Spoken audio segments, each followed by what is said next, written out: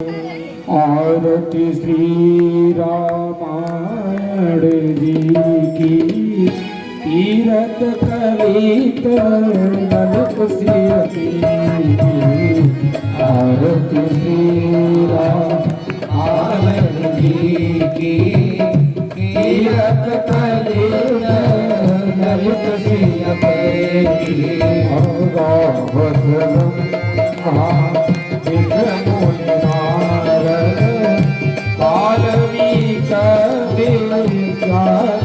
सारद सुख सनकारि शेषयन सारथि परमेश्वर सुत कीरत नीति आरती श्री रामायण जी की तीरथ कलित ललित सियती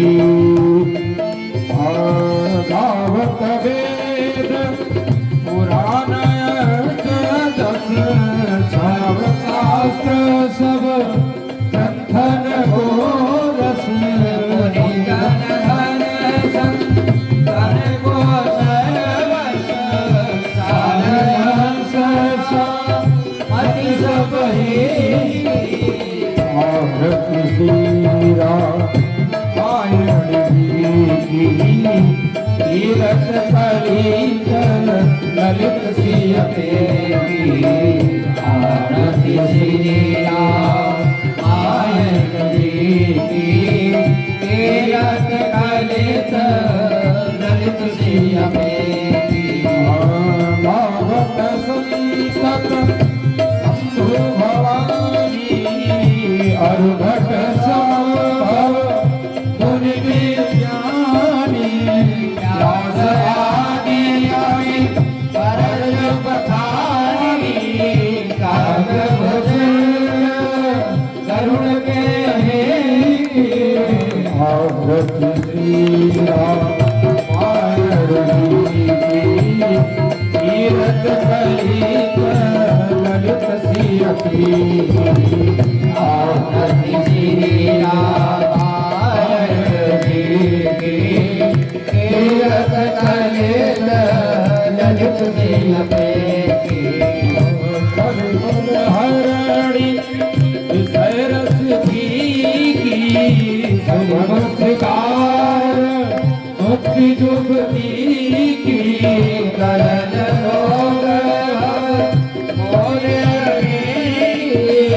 सात मात सब दिल तुलसी आरती श्री रामायण जी की तीरथ कलित ललित सियती आरती श्री रामायण जी की तीरथ कलित ललित सियती आरती श्री रामायण जी की तीरथ कलित ललित सियती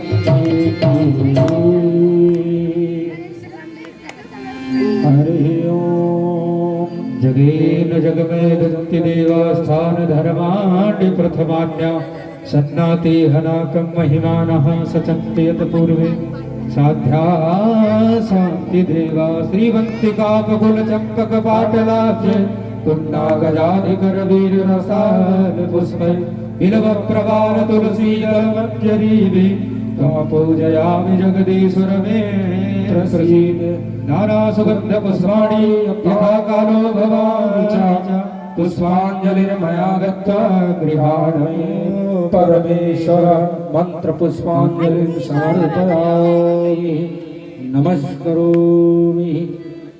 और अब सभी भक्त अपने अपने स्थान पर बैठ जाएंगे और इसी के बाद मंच पूज्य गुरुदेव भगवान के चरणों में समर्पण करते हुए अपनी वाणी को विराम। बोले गुरुदेव भगवान की जय, श्री रामचरित भगवान की जय।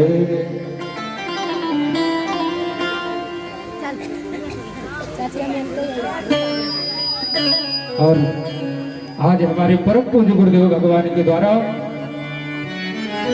कथा के लास्ट में, कथा के विश्राम में सभी को आशीर्वाद और खजाना दिया जाएगा। सभी लोग ध्यान में रखें, जिन लोगों को आशीर्वाद चाहिए, जिन लोगों को परम पूज्य गुरुदेव भगवान का स्नेह आशीर्वाद चाहिए, भगवान की कृपा चाहिए, वो आकर के हमारे गुरुदेव भगवान से आशीर्वाद लेंगे और खजाना देंगे।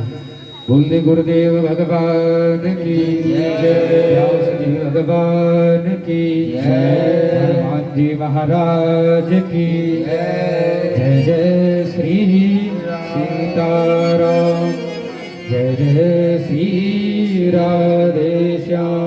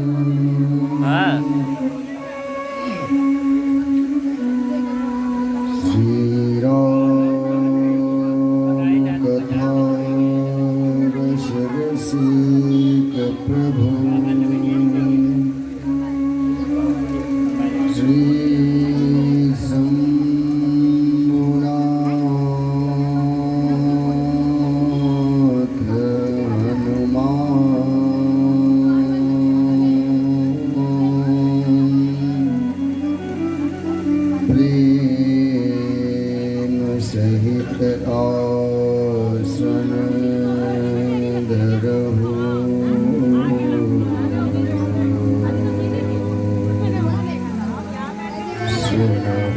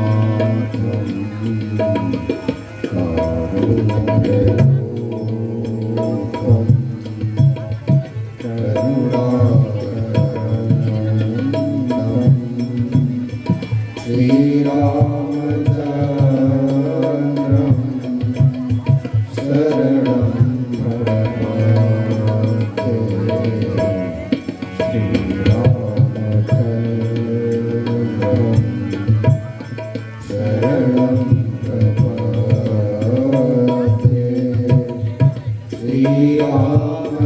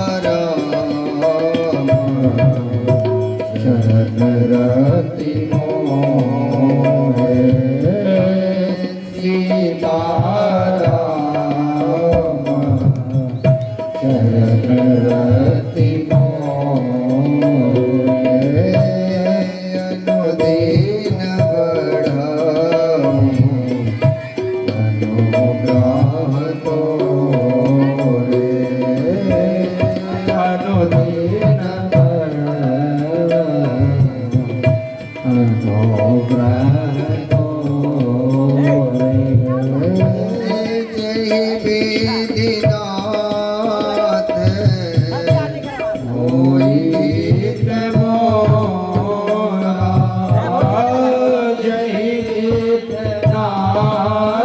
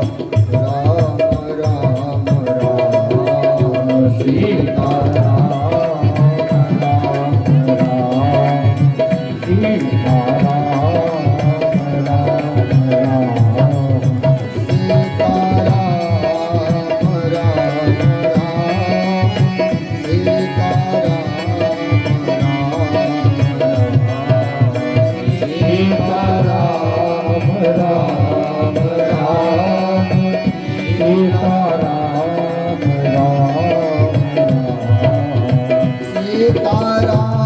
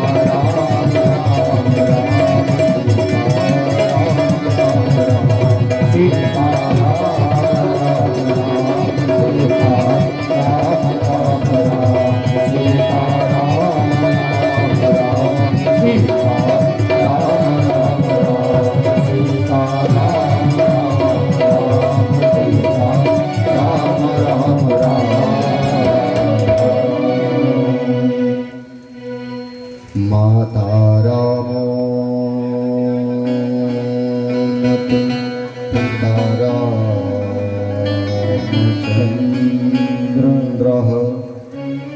स्वामी रामो मत सखा रामचन्द्रः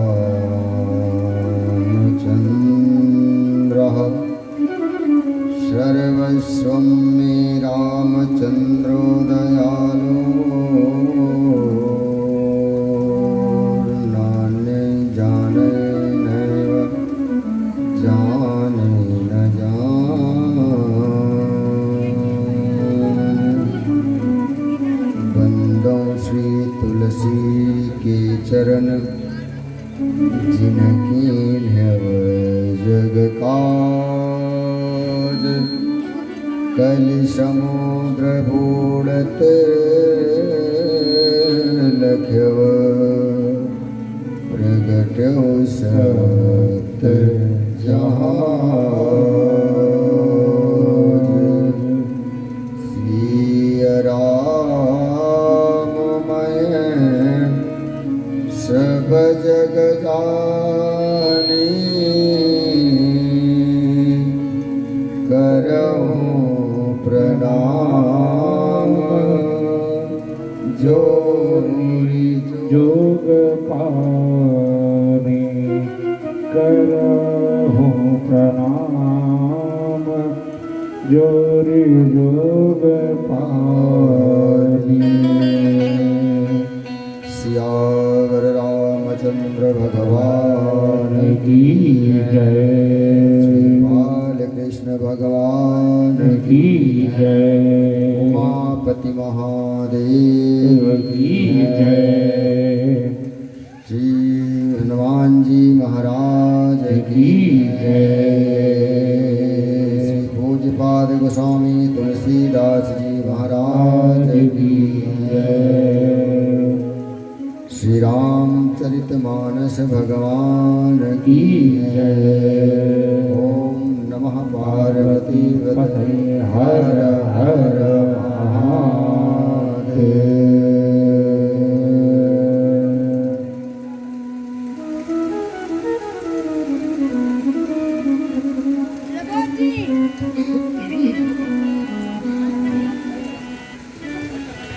अखंड ब्रह्मांड नायक पर ब्रह्म अकारण करुणा वर्णालय श्री राघवेंद्र सरकार के चरणों में बार बार वंदन। श्री भूत वामन भगवान श्री शंकर जी मामा भवानी अनंत बलवंत श्री हनुमान जी महाराज के चरणों में साष्टांग प्रणाम। कली पावनावतार श्री पूज्यपाद गोस्वामी तुलसीदास जी महाराज के चरणों में बारंबार वंदन। श्री राम बारंबार वंदन। और आज के हमारे जो दैनिक यजमान के रूप में है, क्या नाम है भैया का जिन्होंने पूजा करवाया है? पूजन करवाने वाले यजमान अपना नाम बताएंगे। सोनू और सनी भैया सह परिवार के समेत आज बड़े ही श्रद्धा और भाव के साथ श्री ठाकुर जी का पूजन व वंदन किया। राहुल भी थे पंडित जी। राहुल भैया भी थे और जोग्य के समस्त बाकी हमारे मुख्य यजमान जो हमारी माँ है, जिसको सेबरी माँ बोला जाता है। हेलो। तो सभी लोगों ने मिलके आज ठाकुर जी का बहुत ही भाव से पूजन और वंदन किया।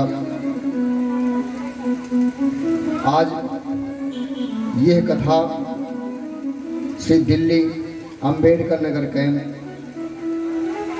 और जिला भी अंबेडकर नगर ही है। इस छठ पूजा के पावन धराधाम में चल रही श्री रामचरितमानस की एक कथा रूपी गंगा बहते बहते आज अंतिम सत्र में पहुंच चुकी।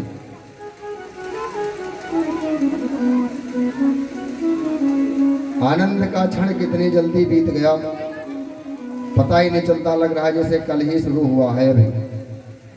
लेकिन कल यहाँ कोई बैठने नहीं आएगा, सब भंडारा खाने आएंगे। इसमें जिन्होंने सहयोग दिया है उनका कार्य सराहनीय है। हमारे युग के प्रधान जी हैं, हमारे उदय भैया हैं और हमारे श्री सुबोध भैया हैं जिन्होंने, और शंकर भैया जिन्होंने अपनी दुकान अपना रोजगार छोड़ करके और इस पूजा में बढ़ चढ़ के सहयोग किया है। हमारे आयोजक से विक्रम चौहान जी हैं जिनका आज जन्म दिवस भी है। इन सब लोगों ने मिल करके आज इस कथा में इतनी बड़ी सहयोग किया है जिसका कुछ वर्णन नहीं किया जा सकता। ठाकुर जी श्री राम जी महाराज उनके घर परिवार में सुख शांति का प्रदान दें, उनके घर में, उनके परिवार में, उनके खजाने में, कोष में कभी कोई कमी ना आए, यही हमारी व्यासपीठ से प्रार्थना है। और आए हुए सभी रसिक श्रोता श्री राम कथा के आए हैं और जो चले गए और जहाँ तक मेरी आवाज़ पहुँच रही है, हमारे कलाकार भाइयों को, बंधुओं को, सबको मेरी तरफ से सादर जय सिया राम। जय श्री राम। जय श्री। तो कल हम और आपने भरत जी महाराज का चरित्र गाया और केवट का चरित्र गाया। उसके बाद में हमारे प्रभु श्री राम जी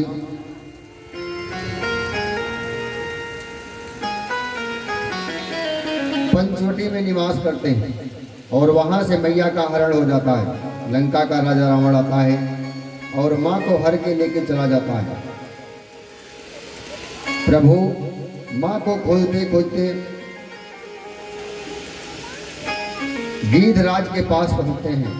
जटायु जो है, जटायु जी के पास पहुंचते हैं, जटायु का उद्धार करते हैं। उसके बाद माँ प्रभु माँ सेवरी के आश्रम में पहुंचते हैं। तो हमारी मैया सेवरी का नाम यहाँ लिया था, कल सब लोग है उनका नाम सेवरी ही रखा है। तो इसलिए मैं सोचा कि आज मैं सेवरी के घर में ही प्रभु का विश्राम करवाते हैं।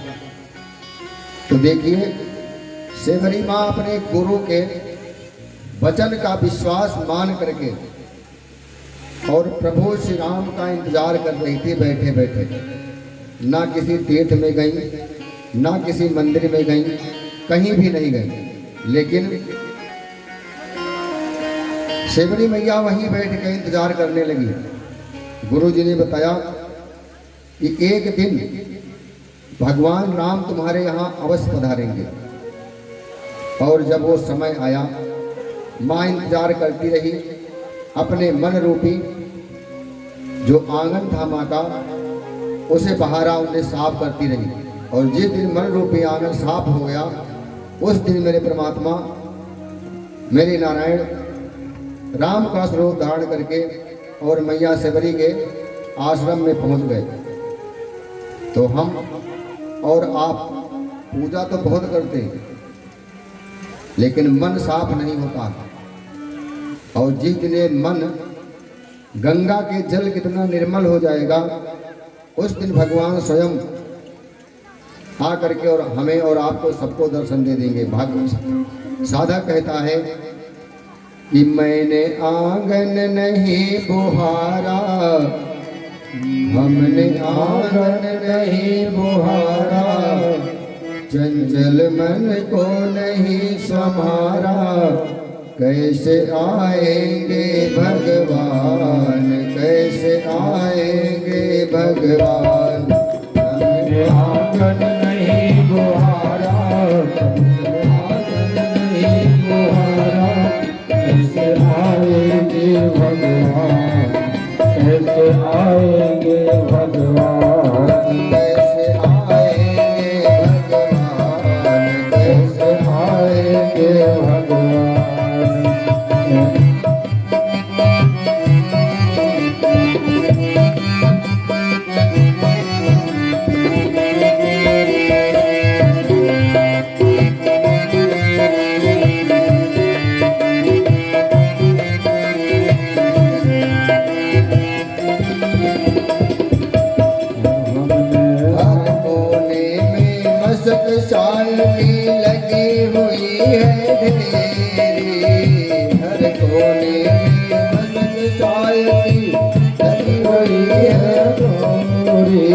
हर कोने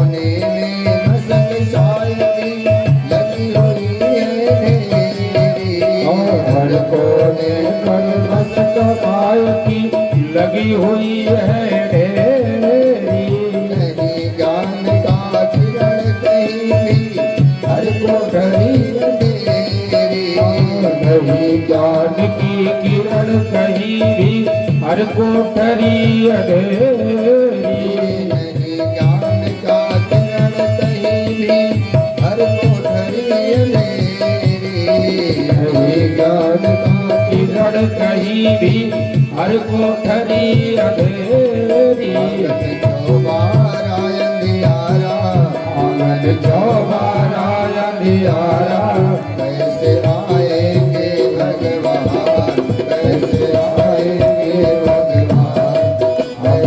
आंगन नहीं बुहारा, चंचल मन को नहीं संभाला। कैसे आएंगे भगवान, कैसे आएंगे भगवान। श्री राधे।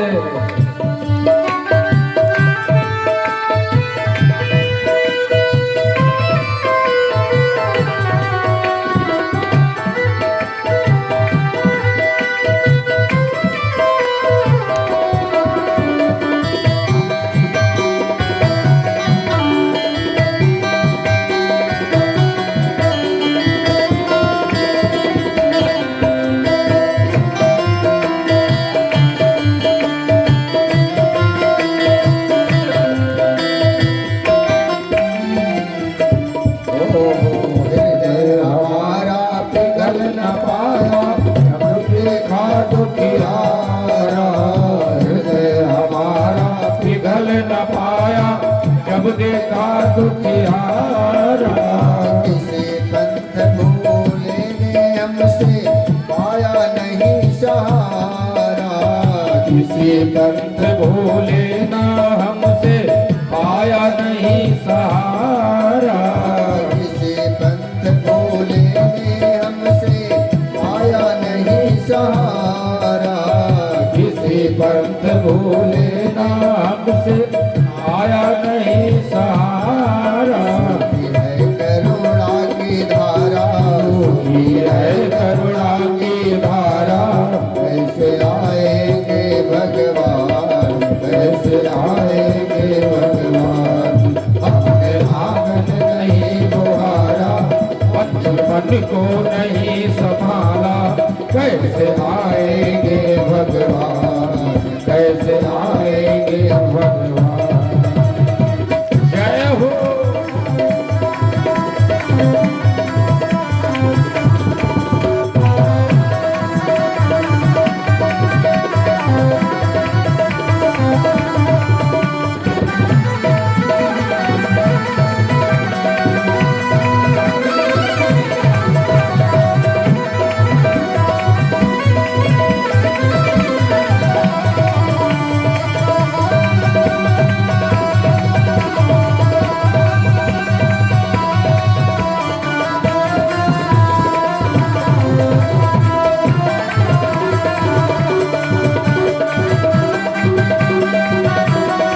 श्री राधे।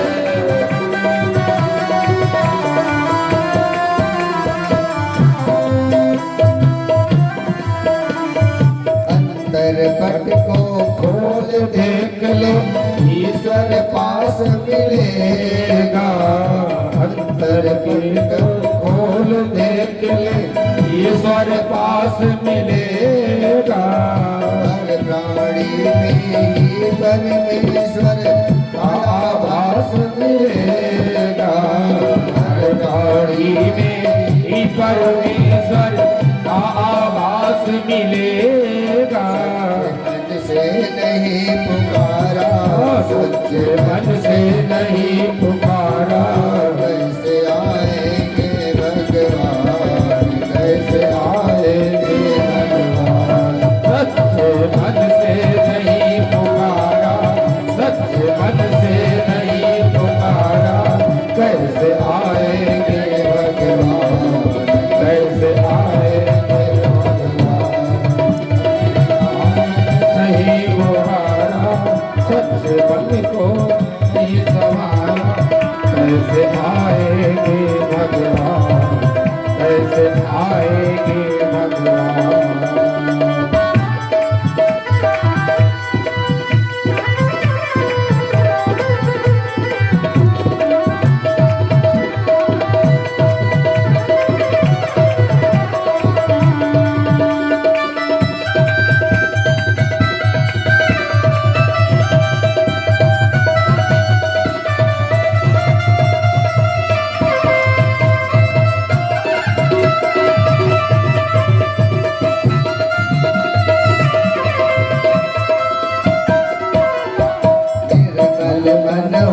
तो रघुनायक सबरी के घर जाते निर्मल मन हो तो रघुनायक सबरी के घर जाते।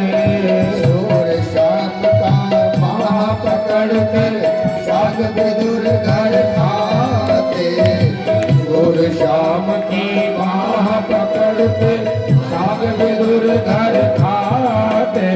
पर हमने नहीं विचारा इस पर हमने नहीं विचारा कैसे आएंगे भगवान कैसे आएंगे भगवान। इस पर हमने नहीं विचारा इस पर हमने नहीं विचारा कैसे आएंगे भगवान कैसे आएंगे भगवान।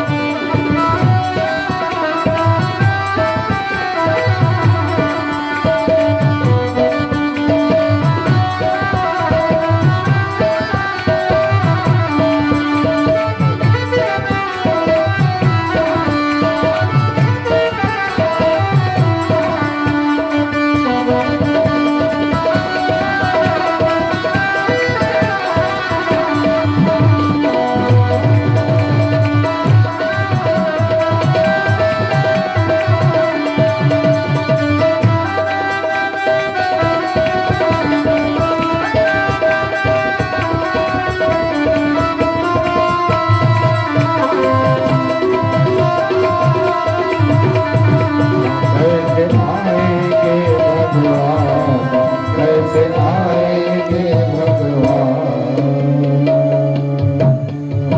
सबसे पहले जो मन का हमारा गंदा हो गया है ना, इस मन को साफ करने की बहुत बड़ी आवश्यकता है। मैया सिबरी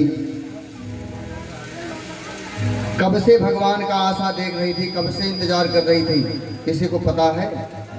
विवाह होने को हुआ था माँ का, तो सिबरी माँ थी, विवाह होने का टाइम आया था उनका, और विवाह वाले दिन ही बारात भी आना था, लेकिन विवाह वाले दिन ही घर छोड़ दिया था माँ ने। तब से भगवान का इंतजार कर रही थी बैठ के। फिर जाके रघुनायक मेरे राघव जी मैया सिबरी के घर पहुंचते हैं भैया के साथ में, और जब पहुंचते हैं तो सिबरी देखी राम गृह आए। तो राम को याद नहीं किया उसने, इसको याद किया, गुरु के बचन समुझिए भाई। गुरु जी याद आ गए, राम जी याद नहीं आए, गुरु जी याद आ गए। क्यों? गुरु जी ने ही कहा था कि तुम यहाँ राम का इंतजार करो, एक ना एक दिन राम तुम्हारे घर में जरूर आएंगे तुम्हें मिलने के लिए। सिबरी मैया को गुरु जी की बात याद आई।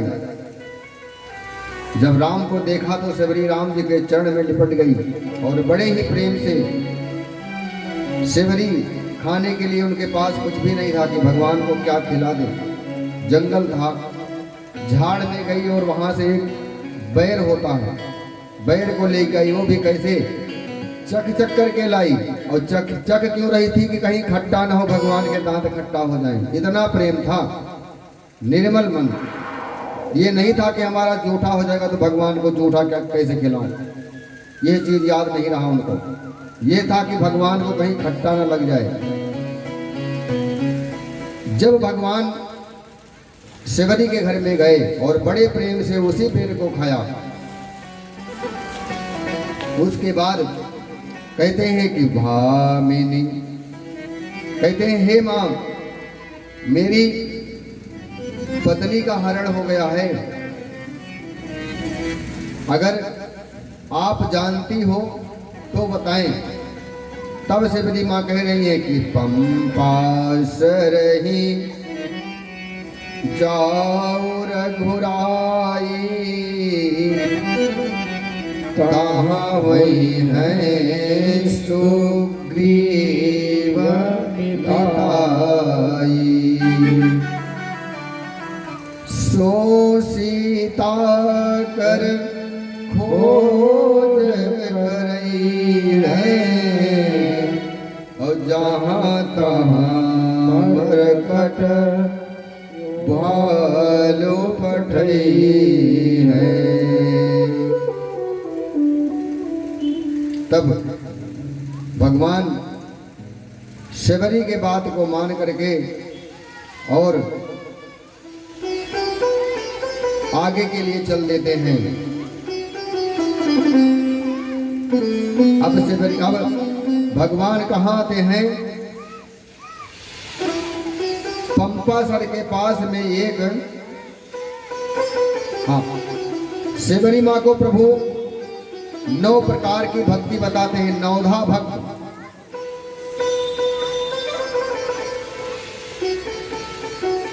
राम जी कह रहे हैं क्या कि कहा सुभामिनी सुन, कहा रघुपति सुन भामिन बाता, कहा रघुपति सुन भामिन बाता। मान होए भगति करना, मान होए भगति करना।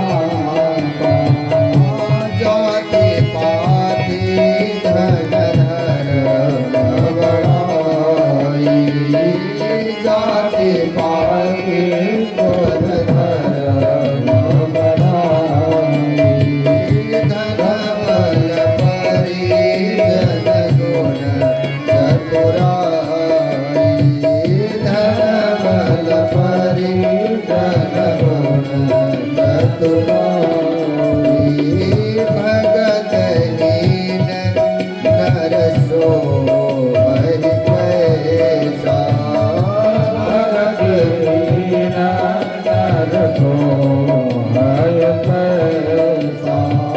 तीनों जल बारिधि दियत ऐसा, तीनों जल बारिधि दियत ऐसा। नवदा भगत कोई पाई, नवदा भगत कोई पाई। नवदा भक्त हो तो ही पाई, नवदा भक्त हो तो ही पाई। नवदा भक्ति हो तो ही पाई, नवदा भक्ति हो तो ही पाई। सावधान सुन लो मनमानी, सावधान सुन लो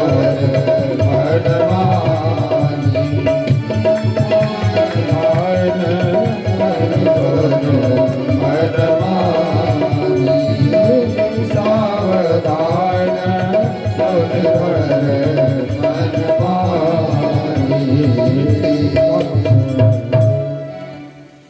राम जी ने कहा कि हे शबरी माँ, मैं सिर्फ एक ही जानता हूँ, जाति पात धन धर्म बड़ाई। ना हमें जाति से, यदि ब्राह्मण है तो ब्राह्मण को मैं नहीं मिलता। धर्म कितना भी करे, लेकिन अगर मन साफ नहीं तो मैं उसे भी नहीं मिलता। धर्म कितना भी करे, जाति कोई भी हो, भगवान कह रहे हैं सिर्फ मैं क्या मानता हूं कि भक्ति जिसके अंदर है वही मेरा भक्त है, और भक्तहीन नर सोहे कैसा। जिसके पास भक्ति नहीं है वो किस प्रकार से है, जैसे जिन के जल के बिना मछली होती, उसी प्रकार। हे भामिनी, मैं तुम्हें 9 प्रकार की भक्ति बताता हूं। नवधा, नव माने नवधा प्रकार, 9 प्रकार की भक्ति है। भगवान बताए हैं किसको? सेवरी को। इस दुनिया में जो भक्त हैं वो 9 प्रकार के भक्त हैं जिससे भगवान की प्राप्ति हो सकती है। 9 प्रकार की भक्ति करके क्या?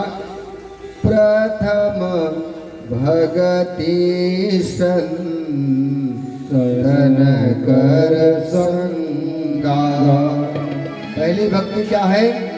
संतों की संगत यानी सत्संग। और दूसर रति मम कथा प्रसंगा। ये जो दूसरी भक्ति है, ये जो कथा आप सुन रहे हो, ये दूसरी भक्ति में आती है। पहली भक्ति में क्या है? संतों का साथ। और ये दूसरी भक्ति है। लेकिन कब है भक्ति है? जो हमारे मन के अंदर कपट है, इसको छोड़ करके जो भगवान की कथा सुनता है, भगवान कहते हैं दूसरी भक्ति है। और कहते हैं कि गुरु पद पंकज सेवा, जो अपने गुरु के चरणों की सेवा करता है तन मन धन से, यह कौन सी भक्ति है? तीसरी भक्त अमान। ये तीसरी भक्ति है, गुरु की सेवा, चरणों की। चौथी भगति मम गुण गण करहि कपट तज गान। राम जी ने कहा चौथी भक्ति है जो मेरे नाम का गुणगान करता है, लेकिन कैसे? कपट को छोड़ करके। ये नहीं कि यहाँ ब्रह्म मंदिर में गया, राम राम सीताराम राधे श्याम करके वापस आ गया और पहुंचा यहाँ कपट मन में है, तो ये भक्ति भगवान कह रहे नहीं है।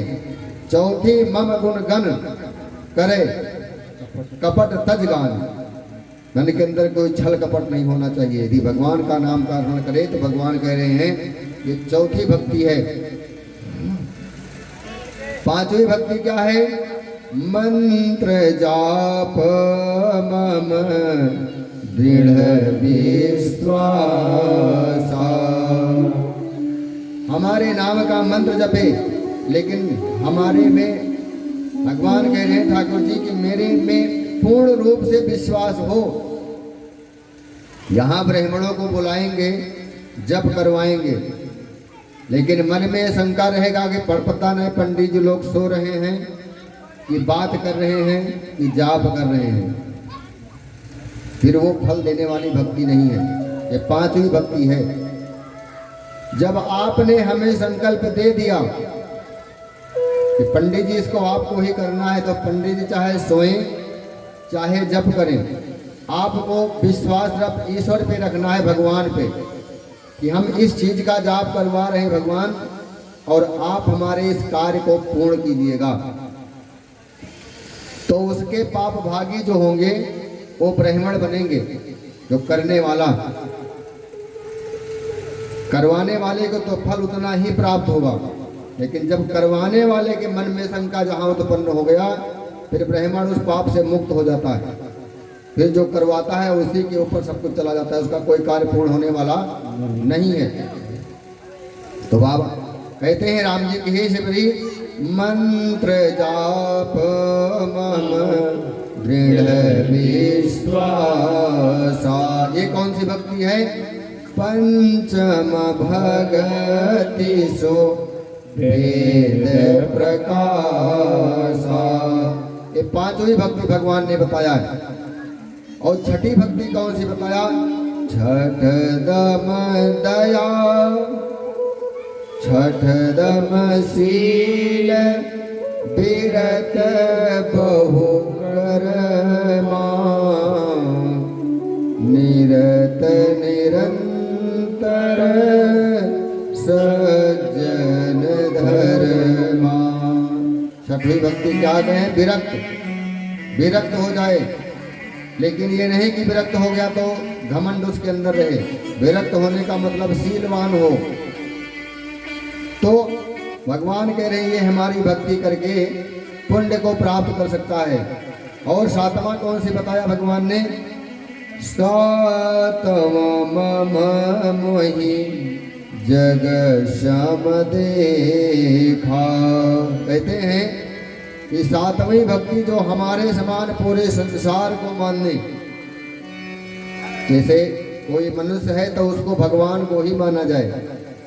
भगवान कह रहे हैं तो सातवां समा मोहि जगमय देखा। सारे जग को भगवान का स्वरूप माना जाए। माने मोते संत अधिक करि लेखा। हमारे से ज्यादा संतों की सेवा करें, संत में भी हमारा ही स्वरूप ध्यान करें। ये कौन सी भक्ति है? सातवीं भक्ति है। भगवान कह रहे हैं समस्त भाव संभव नहीं, पर वचन चाहे जितना कर लो, यदि मन के अंदर भाव नहीं है तो प्रवचन कितना भी करते रहो, कथा यहाँ से कितना भी सुनाते रहें, लेकिन कथा फल देने वाली हमें नहीं। आपको तो मिलेगा लेकिन हमें नहीं मिलेगा। आठवीं और कठिन है। तो आठवीं भक्ति है, ये और कठिन है। बाबा ने कहा कि आठवां जथा लाभ संतोषा, सपने हो नहीं दे कहीं पर दोषा।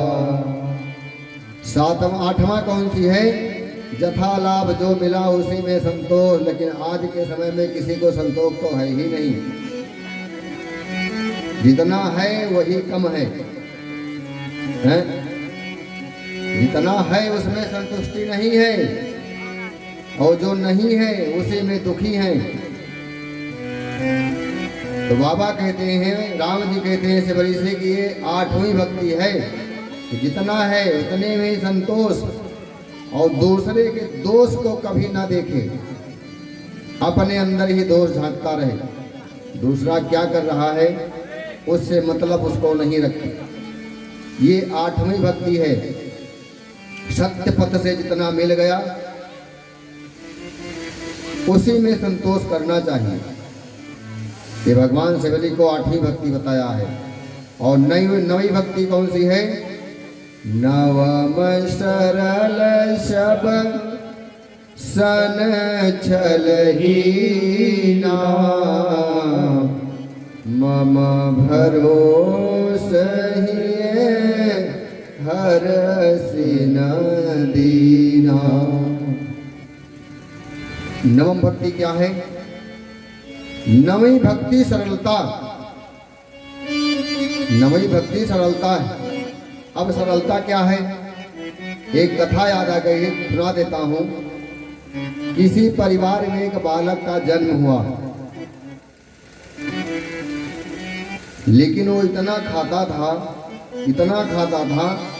कि घर वाले खा कर खिला करके परेशान हो गए। काम कुछ ना करे, बस खाता ही रहे। एक दिन घर वाले तंग आकर के घर भर खा के उठ जाएं, पूरे घर के लोग खा के उठ जाएं, लेकिन वो खाता ही रहे। घर वाले कहें बीच बीच में पानी तो पी ले, तो बोले पहले बीज तो आए, पहले बीज तो आ जाए। एक दिन घर वाले परेशान हो गए और उससे बोले कि जा निकल जा घर से।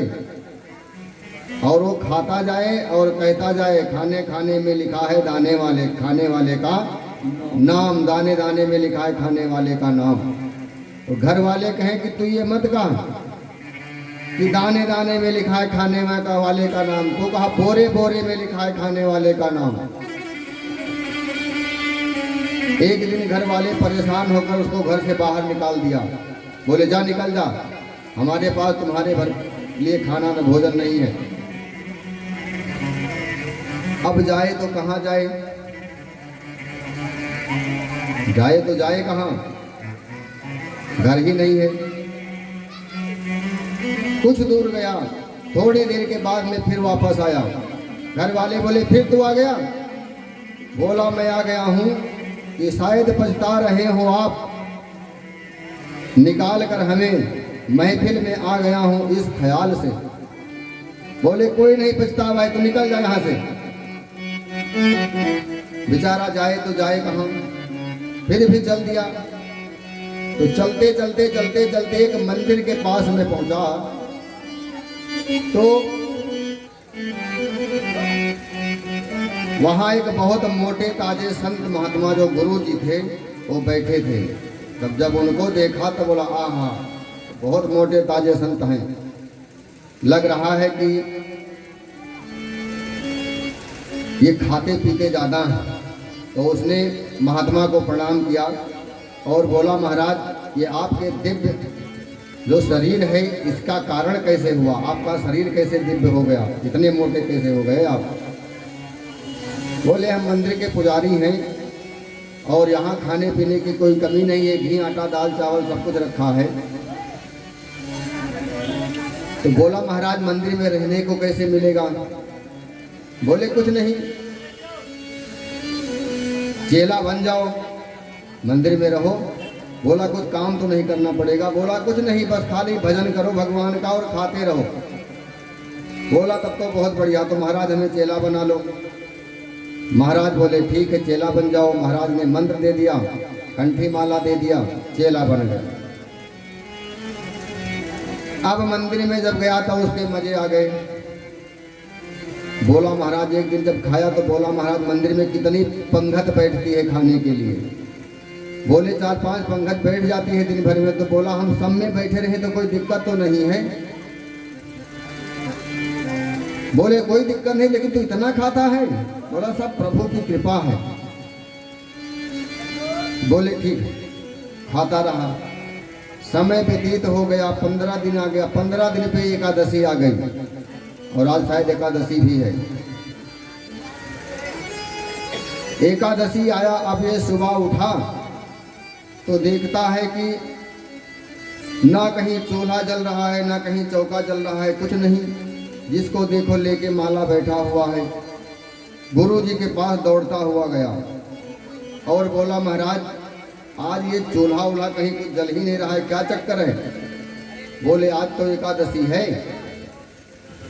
आज भोजन नहीं बनेगा, आज सबको फलाहार कहना पड़ेगा। और जो वैष्णव है उनको तो व्रत करना चाहिए, तुम भी हमारे चेला हो गए हो, वैष्णव हो, व्रत करिए। तो बोला महाराज आपके और चेले होंगे। बोले हाँ वो तो हैं ही। बोला आप उनसे करवाइए, हमसे ना करवाइए। तो ठीक है। बोले क्यों। बोला अगर आज आप हमें एकादशी करवा लोगे तो कल मैं द्वादशी देख ही नहीं पाऊंगा। महाराज बोले तो इतना खाता है। बोले हाँ। तो बोले आज यहाँ भोजन तो बनना नहीं है। बोला आप भगवान गुरु जी बोले आज यहाँ भोजन नहीं बनने वाला है। तब महाराज हम क्या करें।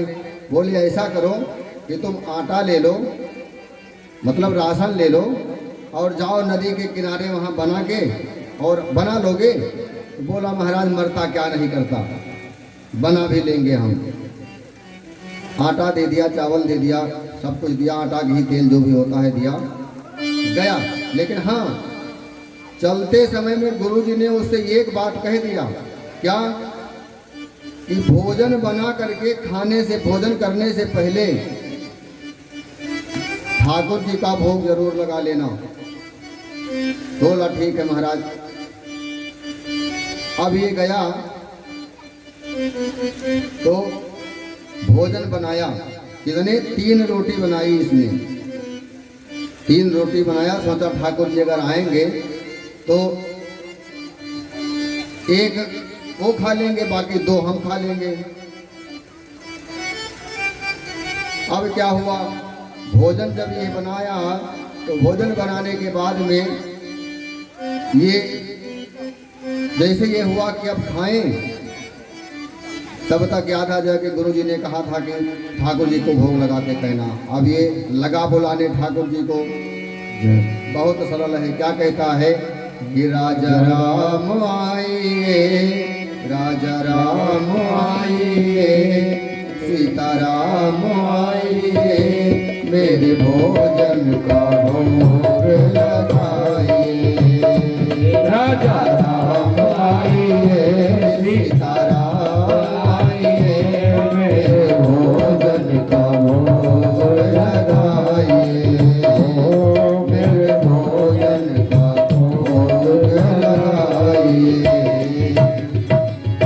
और जैसे ही इसने भगवान का नाम लिया और राम जी को याद किया, तुरंत राम जी आके पहुंच गए, लेकिन अकेले नहीं आए, सीता जी भी साथ में आ गईं। और जैसे ही इसने दो लोगों को देखा तो कभी तो ये रोटी को देखे और कभी राम जी को देखे। राम जी से बोला, हमने तो आपको अकेले ही बुलाया था, ये कौन है? तो बोली कि ये हमारी पत्नी है, हम दोनों साथ में ही रहते हैं। बोला ठीक है, कोई बात नहीं है। बोले क्यों, क्या हो गया? बोले कुछ नहीं कुछ नहीं, वैसे तो आप देखने में बहुत सुंदर लग रहे हो, कोई बात नहीं, हम पानी ही पी के रह जाएंगे।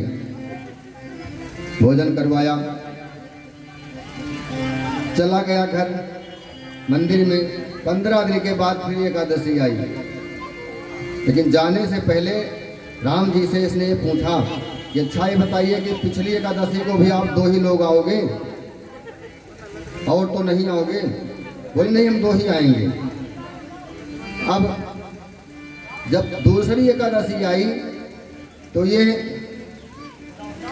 फिर गुरु महाराज से बोला। गुरु महाराज जब इसको देने लगे आटा चावल राशन, तो ये बोला महाराज थोड़ा ज़्यादा देना, आपने कहा था एक ही ठाकुर जी आएंगे, लेकिन वहाँ 2 आते हैं। तो गुरु महाराज ने सोचा कि पता नहीं भूखा है, पेट नहीं भरता होगा, ज़्यादा खाने वाला है, तो इसको ज़्यादा दे दो। गुरु महाराज से राशन लेकर के फिर नदी के किनारे पहुंचा और क्या कहता, फिर भोजन बनाया, लेकिन तब 4 बनाया कि 2 वो खा लेंगे, 2 हम खा लेंगे। लेकिन अब इस बार जब भोजन बना के तैयार हुआ, जब इस बार ये भोजन बना के तैयार हुआ, फिर बुलाया तो क्या कहता है, यहाँ पे ना अर्घा ना आसनी, यहाँ यही मेहमानी,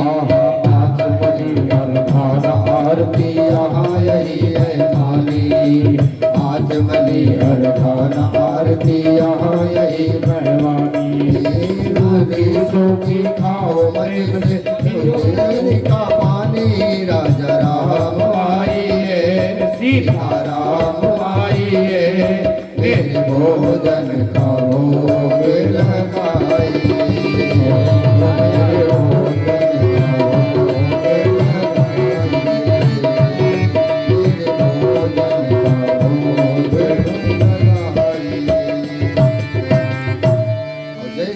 सरल है। क्या कहा कि अगर मंदिर के इंतजार में रहोगे कि वहाँ भोजन मिलेगा, तो वहाँ आज कुछ नहीं मिलने वाला। क्यों? वहाँ पे सब ठंडन गोपाल है आज, और यहाँ ना घंटी है, ना आचमनी है, ना अर्घा है, ना आरती है। यहाँ बस ये रोकी सूखी रोटी जो हमने तैयार किया है यही है, और इसको आओ खाओ और नदी का पानी पियो, बस यही है। इतना सरल, सरलता। और जैसे ही इसने इस प्रकार से भगवान को याद किया तो भगवान तुरंत आकर के पहुंच गए। लेकिन उस बार 2 आए थे, इस बार 3 आ गए, साथ में लक्ष्मण जी भी आ गए। और जैसे ही इसने तीनों को देखा, फिर कभी रोटी को देखे और कभी इनको देखे। राम जी ने कहा इसका मतलब क्या है? बोले ये कौन है? बोले हमारे भाई हैं। तो बोला पहले तो आपने नहीं बताया था, अब आज भाई को भी लेके चले आए, हमने आपका ठेका लिया है कि आपके पूरे घर परिवार का कुल खानदान का ठेका ले लिया। लक्ष्मण जी बोले भैया ये कहाँ ले आए, बहुत अच्छा स्वागत हो रहा है आज तो यहाँ। राम जी ने कहा कोई बात नहीं, भक्त है। फिर ये बेचारा वैसे ही रह गया, जो कुछ मिला खाया। तीसरे दिन बोला, पूछा ही नहीं कितने आओगे। अब गया, जब तीसरी एकादशी आई तो ये गुरु जी से बोला महाराज आप तो अच्छा बधा दिए हो, यहाँ मंदिर में तो एकादशी नहीं हो पा रही है, लेकिन वहाँ नदी पे पूरी एकादशी हो रही है। पहली बार 2 आए थे, इस बार 3 आ गए, इस बार पता नहीं कितने आ जाएं। गुरु जी ने कहा लग रहा है कि ये झूठ बोलता है, इतना तो ये खा नहीं पाएगा, ये बेचता है जरूर। गुरु जी ने कहा इसके साथ गुरुजी इसको राशन खूब दे दिए, फिर इसके पास पीछे से लग गए, पीछे से गए। अब ये गया और वहां पहुंचा तो इस दिन होशियारी किया इसने, क्या भोजन बनाया ही नहीं, रख दिया उठा करके और पहले ही बुलाना शुरू कर दिया। क्यों? सोचा पहले आए देखूं तो कितने लोग आते हैं, फिर उस हिसाब से भोजन बनाऊं। अब गुरुजी हाँ अब ये भगवान को बुलाने लगा और जैसे आवाज लगाया, लग रहा है गुरु राम जी इसका इंतजार ही कर रहे थे, और जैसे आवाज लगाया तैसे पूरा राम दरबार ही आके पहुंच गया। 3 से ज्यादा राम दरबार ही आ गए, यानी हनुमान जी, भरत जी, शत्रुघ्न जी, लक्ष्मण जी, जितने भी थे राम दरबार के अंदर सब आ गए। और जैसे ही इसने देखा तो बोला आज भी मिलने वाला नहीं है, लेकिन इस बार तो मैं बनाया नहीं हूँ। बोले क्यों? बोले मैं तुम लोगों का ठेका नहीं ले रखा हूँ, वो राशन रखा है, बनाओ और खाओ, हमसे मतलब नहीं है। आंख मूंद के आराम से अपना पेड़ के नीचे बैठ गया, बोला आज मैं नहीं बनाने वाला। राम जी ने कहा भाई बनाओ, सीता जी रसोई तैयार करने लगी, हनुमान जी चौका लगाने लगे, भरत भैया सब्जी काटने लगे। भोजन बन के तैयार हुआ, तब तक रिद्धि सिद्धि जहाँ माँ भोजन बना रही हो, अन्नपूर्णा साक्षात स्वयं, वहाँ सब हर तरफ से ऋषि मुनि आने लगे, हमें भी मिलना चाहिए माँ प्रसाद, हमें भी मिलना चाहिए। अब ये आंख मूंद रखा था, खोल करके देखा तो कहता है जो मिलना था हर चूरा उरा मिल भी जाता, आज वो भी नहीं मिलेगा, ये सब भी पहुंच रहे हैं। गुरु महाराज देखे, गुरु महाराज पीछे से लग गए थे इसके, तो देखा उसको, बोले महाराज अब देखा कि इसके आंख से आंसू गिर रहा है, ये पेड़ के नीचे बैठा है और रो रहा है। गुरु महाराज पहुंचे, बोले क्यों रो रहे हो? बोला महाराज आप आ गए, पैर पकड़ लिया और रोने लगा। महाराज देखो वहाँ एकादशी तो नहीं हो रही है, लेकिन यहाँ पूरी एकादशी हो रही है, देखो कितने लोग हैं, आ रहे हैं, खा रहे हैं, सब बना रहे हैं। अब गुरु जी को कोई दिखे नहीं, भक्त तो देख रहा है चेला, लेकिन गुरु जी को कोई नहीं दिख रहा है। गुरु जी बोले तुम झूठ बोल रहे हो, यहाँ तो कोई नहीं दिख रहा है। तब इसने भगवान से प्रार्थना किया, इस चेला ने, कि हमारे गुरु जी को भी दर्शन दीजिए, नहीं तो गुरु जी हमें झूठ मानेंगे। तब भगवान ने कहा कि हम तुम्हें दर्शन तो दे रहे हैं, लेकिन गुरु जी को दर्शन नहीं देंगे। बोले क्यों? बोला क्यों नहीं दोगे? अरे हमारे गुरु हैं, हमसे ज्यादा ज्ञानी हैं। बोला ज्ञानी है ज्यादा मानता हूं, लेकिन तुम्हारे कितना सरल नहीं है ये, और हम जिसको मिलते हैं वो सरल को ही मिलते हैं। गुरु जी ने पूछा क्या कह रहे हैं भगवान? तो उसने कहा कह रहे हैं ज्ञानी तो ज्यादा है लेकिन सरल नहीं है। जब गुरु जी ने इस प्रकार से उसके मुंह से सुना तो गुरु जी रोने लगे। जब गुरु जी रोने लगे तो सरल तो नहीं थे लेकिन तरल हो गए, और जब तरल हो गए तो साक्षात राम दरबार का दर्शन मिल गया गुरु जी को। तब गुरु जी ने कहा कि आज तक हम गुरु के चलते चेला को भगवान की प्राप्ति होते सुना है, लेकिन आज चेला के चलते गुरु को भगवान का दर्शन हो गया। तो देखिए भगवान कहते हैं नवा भगत कि नवम सरल शब सन छल छीना और मम भरोस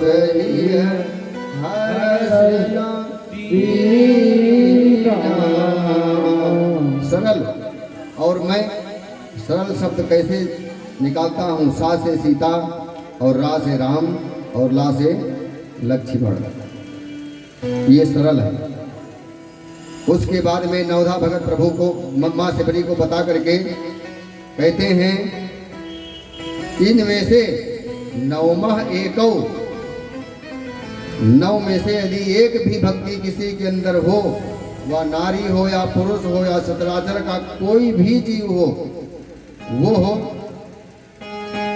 स्वयं अतिशय प्रिय भामिनी मोरे, हे भामिनी वो मुझे अति प्रिय है, और सकल प्रकार भगत दृढ़ तोरे, तुम तो सब हो, तुम्हारे अंदर तो 9 के 9 भक्ति है। तो जो जोगी को दुर्लभ है वही गति आज मैं तुम्हें दे रहा हूं। भगवान शबरी को गति दे करके और भगवान आगे के लिए बढ़ते हैं और पहुंचते हैं।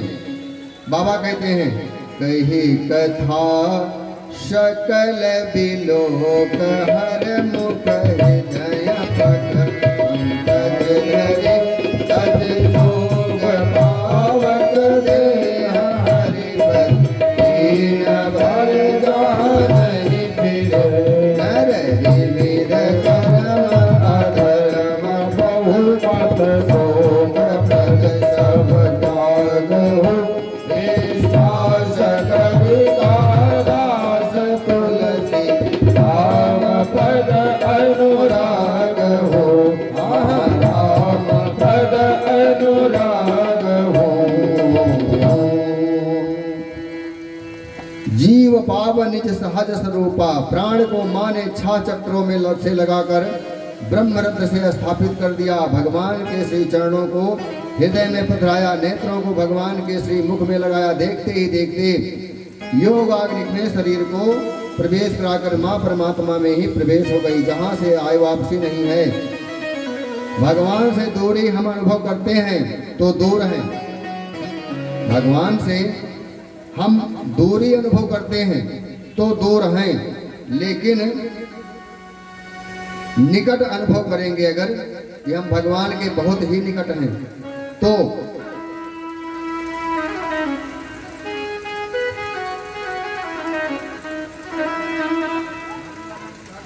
विष्णु मंगलम गरुड़ध्वज मंगलम पुंडरीकाक्षं मंगलायं तनोहरि।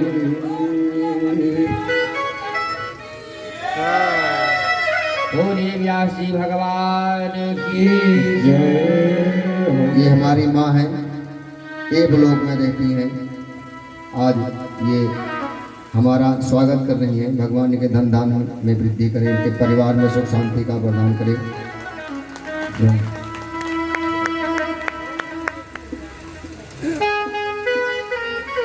तो यदि हम भगवान को अपने निकट अनुभव करते हैं तो भगवान हमारे पास ही होते हैं, लेकिन हम सोचते हैं भगवान यहाँ है ही नहीं। सब कहते हैं भगवान कहाँ है। जब पहले ही आपको हमें ये हो गया कि भगवान कहाँ है तो भगवान कहाँ है, लेकिन जिस दिन ये हो जाएगा कि भगवान यहाँ हैं तो भगवान वही है।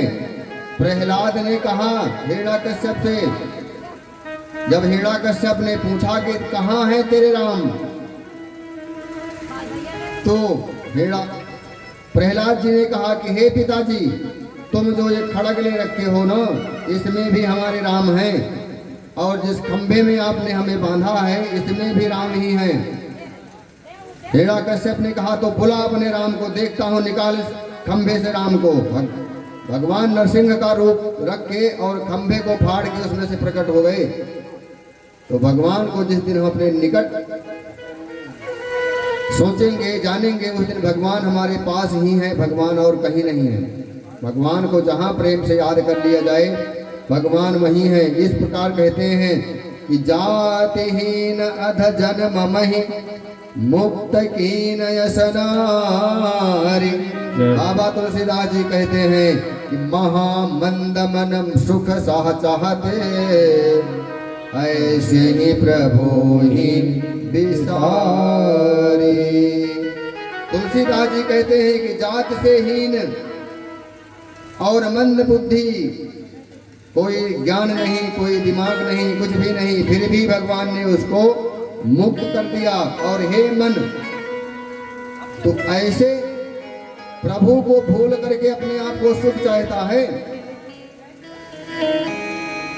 गोस्वामी कहते हैं मूर्ख मन ऐसे प्रभु को छोड़कर कहाँ सुख चाहता है, भगवान को छोड़कर कहाँ सुख मिलेगा।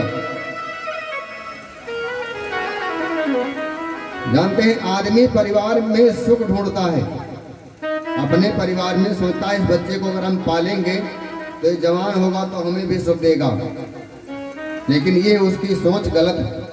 क्यों? विवाह हो गया तो पत्नी में पत्नी, पति में बच्चे हो गए तो बच्चों में नहीं हुए तो भी बच्चे हैं, ऐसा घेरे हैं चारों ओर से, एकदम लिपटा रखी है। कैसे? जैसे भूमि परत भा धावर पानी और जन जीवही माया लपटानी। जब आकाश से बूंद गिरती है तो बंधी होती है एकदम, लेकिन नीचे जब जमीन पे गिरती है तो छितर बितर हो जाती है। इसी प्रकार से जब यह जीव ऊपर से आता है, गर्भ से बाहर होता है, तो एकदम बिल्कुल निर्मल और स्वच्छ होता है, लेकिन बाहर आते ही जैसे पानी छितर बितर हो जाता है, वैसे इसके रिश्ते तमाम छितर बितर हो जाते हैं। जन्म लिया, माँ मिल गई, पिताजी मिल गए, काका जी मिल गए, मौसी मौसिया जो भी हैं जन्म के बाद ही होते हैं। जन्म से पहले कौन है? यही है ना, दूसरा कोई नहीं है। तो बाबा कहते हैं कि हम कुछ भी कर लें, लेकिन जब तक हम भगवान का स्मरण नहीं करेंगे, हमारे जीव का उद्धार होने वाला नहीं है। क्यों? पुत्र की शादी हो जाएगी, वो अपने में मस्त हो जाएगा, पिताजी को माताजी को नहीं देखेगा। और पुत्र ही नहीं, एक का ही नहीं, यही पूरे संसार का है। कहते हैं सभी मस्त हैं, कौन किसको संभाले? जिसे देखिए लड़खड़ाने लगा है, अपने में ही फंस जाता। लेकिन भगवान कहते हैं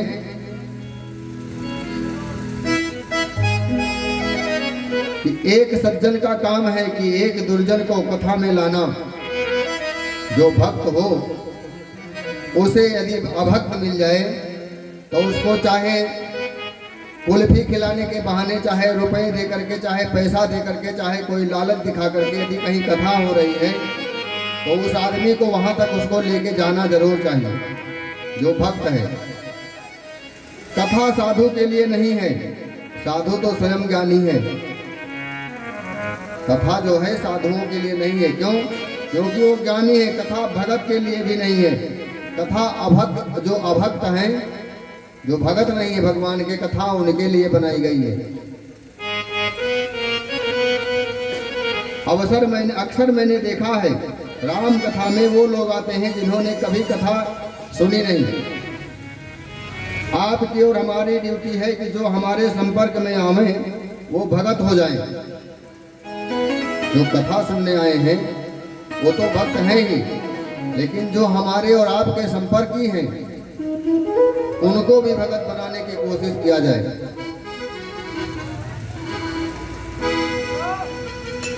जो हम भगत हों, भगत की जिम्मेदारी है।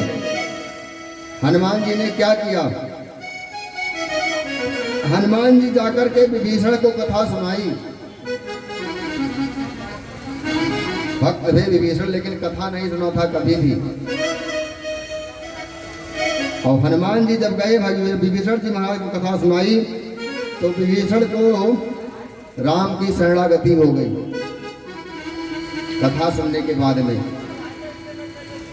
हम लोग एक काम एकदम नहीं करते, उनसे मिलते भी नहीं।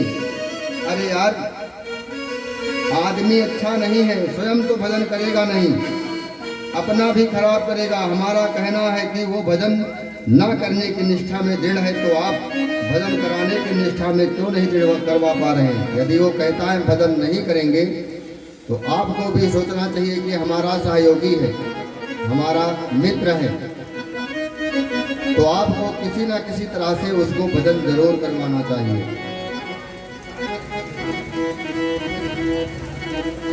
वो अपनी निष्ठा बनाए रखे और आप अपनी निष्ठा बनाए रखिए। कब तक भागेगा साहब? यदि पीछे पड़े रहोगे, याद न चलो 9 दिन की कथा होती है, अगर 9 दिन उससे आप कहते रहते तो आज तो आ ही सकता था, आज भी नहीं आता तो कल भंडारा खाने तो आ ही जाता। राम भागने देगा तब भागेगा ना। हनुमान जी खोपड़ी में ऐसी गदा पटकेंगे कि भक्त बन ही जाएगा, यदि कथा में आ गया तो। कोई भी जीव हो, आप लगे रहिए, एक ना एक दिन परमात्मा के शरण में आएगा ही आएगा। फिर वो गाएगा, क्या गाएगा कि खाक इस दुनिया पर डाली जाएगी, जब लगन हरि से लगा ली जाएगी। वहां आपसे निवेदन किया, मैं यहाँ आपसे निवेदन कर रहा था, परमात्मा यहाँ से आगे चले, कहाँ के लिए? पंपासुर। नारद जी महाराज से भेंट हुई। नारद जी ने देखा कि भगवान मेरे श्राप को अंगीकार करके और बहुत दुख सह रहे हैं। तब नारद जी वहां जाकर के भगवान से प्रश्न किया। क्या प्रश्न किया? तब परमात्मा ने उत्तर दिया। नारद जी ने प्रश्न किया कि प्रभु, जब मैं विवाह करना चाहता था तब आप हमारा विवाह क्यों नहीं होने दिया? तब परमात्मा ने उत्तर दिए, संतों के लक्षण पूछे। भगवान ने यह भी सुनाया। आगे प्रभु यहाँ से ऋषमुख पर्वत की ओर सुग्रीव जी से मिलने चले। किष्किंधा कांड, सुंदरकांड, लंका कांड को प्रणाम करते हुए राम राज्याभिषेक महोत्सव तक हम आज मनाएंगे। आइए थोड़ा कीर्तन करते हैं। बोल श्री रामचंद्र भगवान की। अब ये अरण्य कांड समाप्त होता है। बाबा मंगलाचरण करते हैं। कुंदेंदेवर सुंदरावति गलो विज्ञान धामावो सौभाग्यो वरदन विनोस्तिनो विवृंदो मायानुस्वरूपिणो रघुवरो सद्धर्मवरमोहितो सीतान्वे सदाधवरो पतिगतो भक्तिप्रदो कोहिनाः ब्रह्माम्बोधसमुद्भवं सर्वसमं चाभयं श्रीमक्षाम्बुधेन्दरसुन्दरवरे संशोभितं सर्वदा संसारायं वेकजं सुखकरं श्रीजानकी जीवनं धन्यास्ते कृतना पिबन्ति सततं श्रीरामनामामृतम्।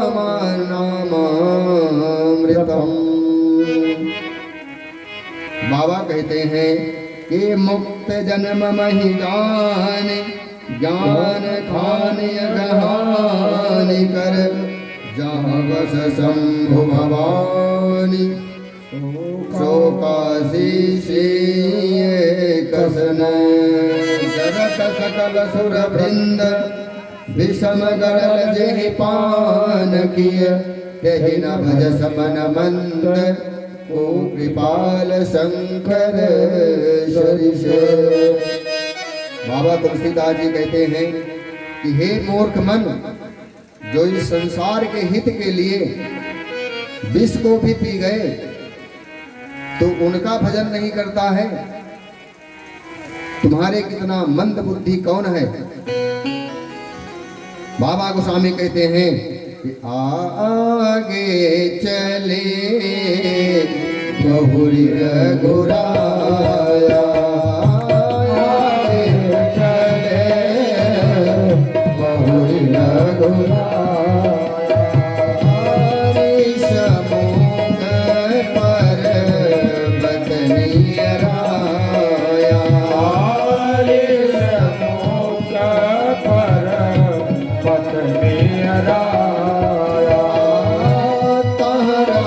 सजीव सहित शोभी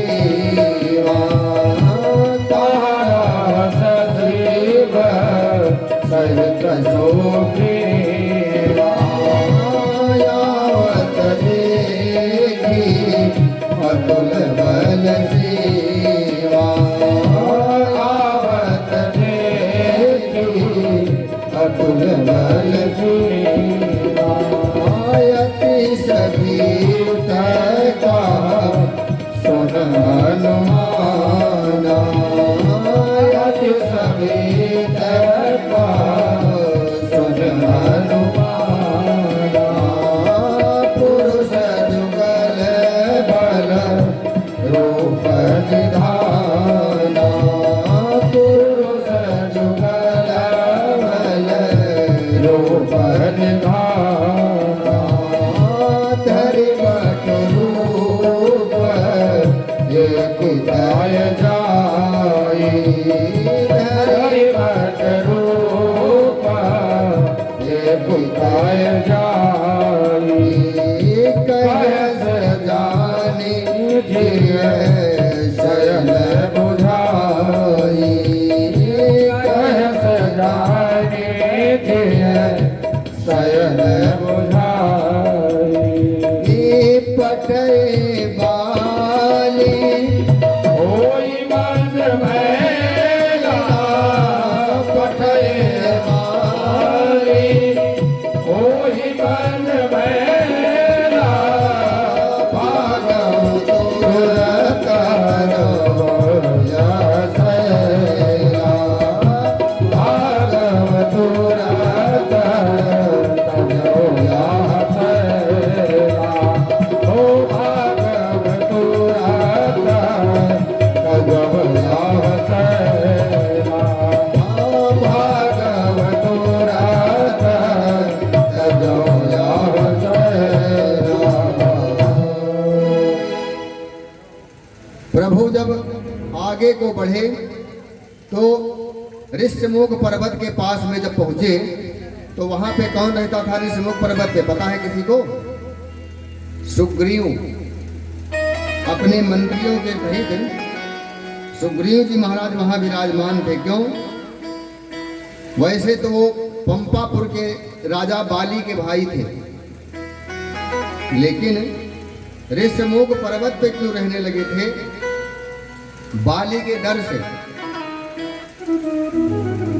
जब उन्होंने राम जी को आते देखा, और बाली का डर क्या था उनको कि बाली ने उनको सारा कुछ राजपाट, यहाँ तक कि उनकी स्त्री भी छीन करके उनको राज से बेदखल कर दिया था, और बोला था अगर तू नजर आ गया कहीं तो मैं तुझे मार दूंगा। इसलिए वो ऋष्यमुख पर्वत पे रहते थे और बाली वहां आता नहीं था। क्यों?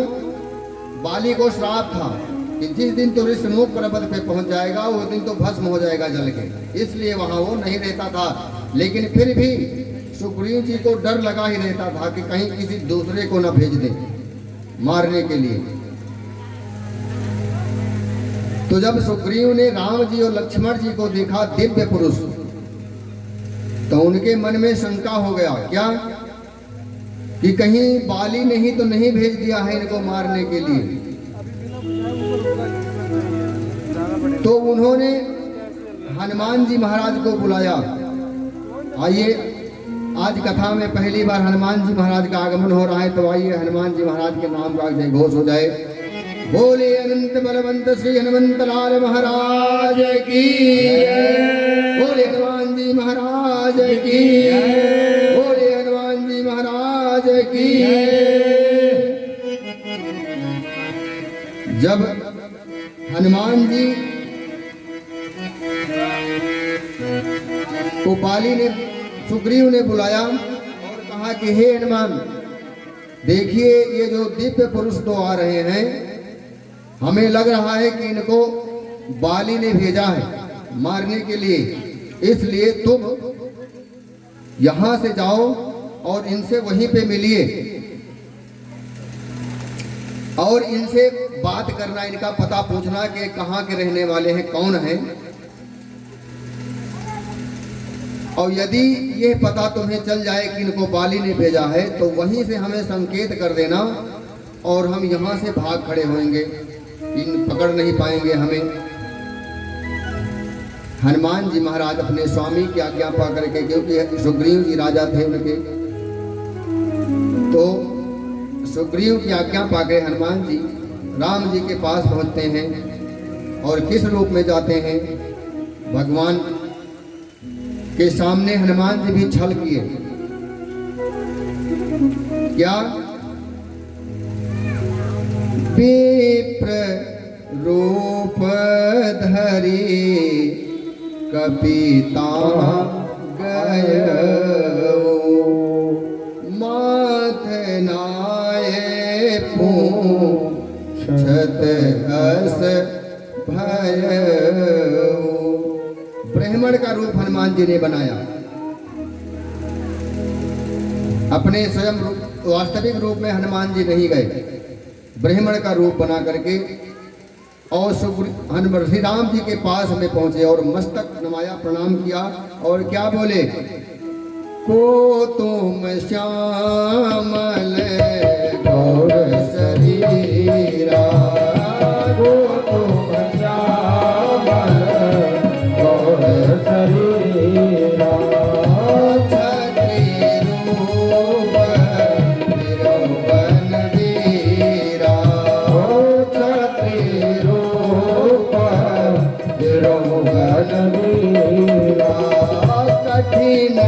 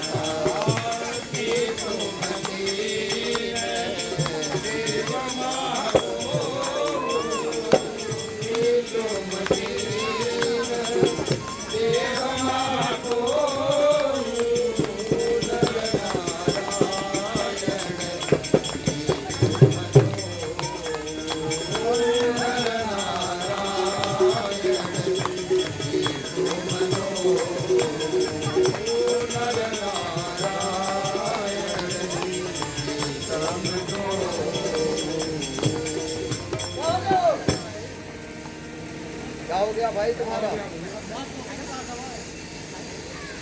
वहाँ से तो नहीं हिल गया है।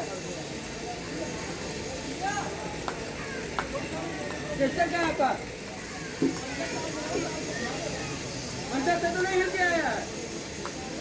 इसका दाल है नीचे है भाई।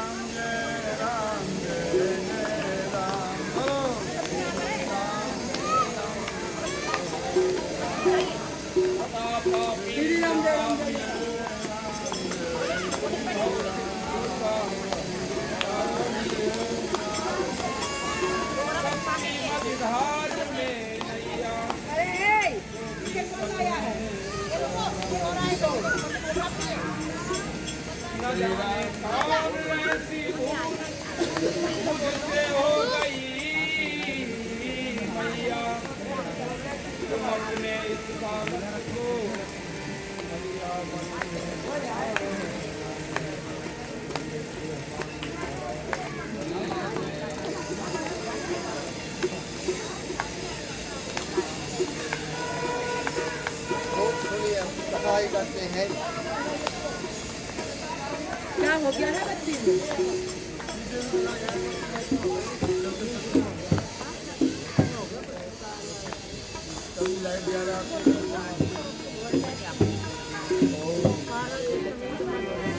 अंदर से हुआ होगा।